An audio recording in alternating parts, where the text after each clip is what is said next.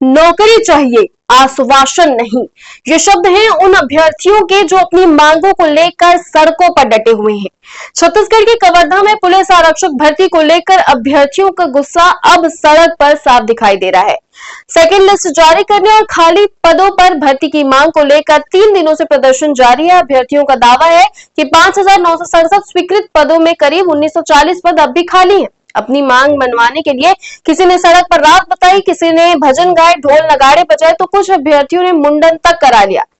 वहीं रविवार को गृह मंत्री विजय शर्मा प्रदर्शनकारियों से मिलने पहुंचे और मुख्यमंत्री से बातचीत कराने का भरोसा दिलाया, लेकिन अभ्यर्थी ठोस आश्वासन पर अड़े रहे। इसके बाद गृह मंत्री के आवास के बाहर देर रात तक नारेबाजी होती रही। फिलहाल अभ्यर्थियों का प्रदर्शन जारी है। अब सबकी नजर सरकार के अगले कदम पर है। आप अपनी राय कमेंट सेक्शन में जरूर बताएं और अपडेट्स के लिए मैम छत्तीसगढ़ को सब्सक्राइब करना ना भूलें।